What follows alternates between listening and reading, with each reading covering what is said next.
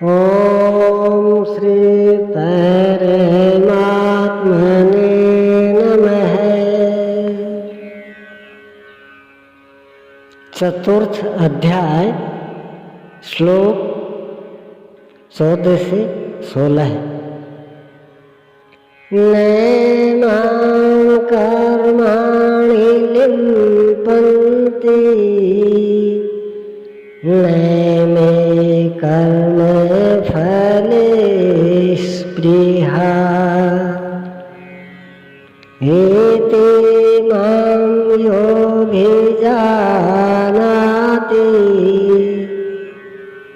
कर्मभिर्न स बध्यते।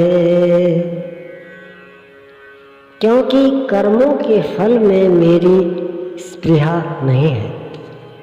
कर्मों का फल क्या है? श्री कृष्ण ने पीछे बताया कि यज्ञ जिससे पूरा होता है उस क्रिया का नाम कर्म है, और पूर्ति काल में यज्ञ जिसकी रचना करता है उस ज्ञानामृत का पान करने वाला शाश्वत सनातन ब्रह्म में प्रवेश पा लेता है। कर्म का परिणाम है परमात्मा। उस परमात्मा की चाह भी अब मुझे नहीं है, क्योंकि वह मुझसे भिन्न नहीं है। मैं अव्यक्त स्वरूप हूँ, उसी की स्थिति वाला हूँ।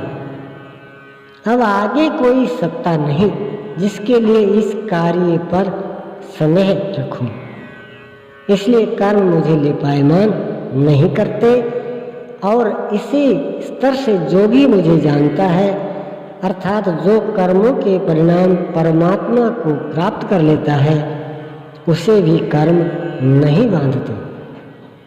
जैसे श्री कृष्ण वैसे उस स्तर से जानने वाला महापुरुष। एवं ज्ञात्वा कृतं कर्म पूर्वैरपि मुमुक्षुभिः कुरु कर्मैव तस्मात् त्वं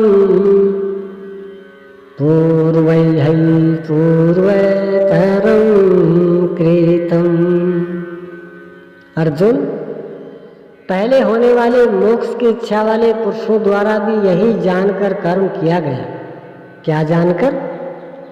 यही कि जब कर्मों का परिणाम परमात्मा भिन्न न रह जाए, कर्मों के परिणाम परमात्मा की स्पृहा न रह जाने पर उस पुरुष को कर्म नहीं बांधते। श्री कृष्ण इसी स्थिति वाले हैं, इसलिए वे कर्म में लिपायमान नहीं होते। और उसी स्तर से हम जान लेंगे तो हमें भी कर्म नहीं बांधेगा। जैसे श्री कृष्ण, ठीक उसी स्तर से जो भी जान लेगा, वैसा ही वह पुरुष भी कर्म बंधन से मुक्त हो जाएगा। अब श्री कृष्ण भगवान, महात्मा, अव्यक्त, योगेश्वर या महायोगेश्वर जो भी रहे हो, वह स्वरूप सबके लिए है। यही समझकर पहले के मुमुक्षु पुरुषों ने, मोक्ष की इच्छा वाले पुरुषों ने कर्म पर कदम रखा। इसलिए अर्जुन, तू भी पूर्वजों द्वारा सदा से किए हुए इसी कर्म को कर। यही कल्याण का एकमात्र मार्ग है। अभी तक योगेश्वर श्री कृष्ण ने कर्म करने पर बल दिया, किंतु यह स्पष्ट नहीं किया कि कर्म क्या है। अध्याय 2 में उन्होंने कर्म का नाम मात्र लिया कि अब इसी को तो निष्काम कर्म के विषय में सुन। उसकी विशेषताओं का वर्णन किया कि यह जन्म मरण की महान वैसे रक्षा करता है।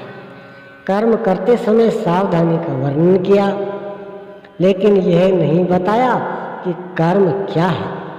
अध्याय 3 में उन्होंने कहा कि ज्ञान मार्ग अच्छा लगे या निष्काम कर्मयोग, कर्म तो करना ही पड़ेगा। न तो कर्मों को त्यागने से कोई ज्ञानी होता है, और न तो कर्मों को नए आरंभ करने से कोई निष्कर्मी। हठवश जो नहीं करते वे दंभी हैं। इसलिए मन से इंद्रियों को वश में करके कर्म कर। कौन सा कर्म करें? तो बताया नियत कर्म कर। अब ये निर्धारित कर्म है क्या? तो बोले यज्ञ की प्रक्रिया ही नियत कर्म है। एक नवीन प्रश्न दिया कि यज्ञ क्या है जिसे करें तो कर्म हो जाए। वहां भी यज्ञ की उत्पत्ति को बताया, उसकी विशेषताओं का वर्णन किया, किंतु यज्ञ नहीं बताया जिससे कर्म को समझा जा सके।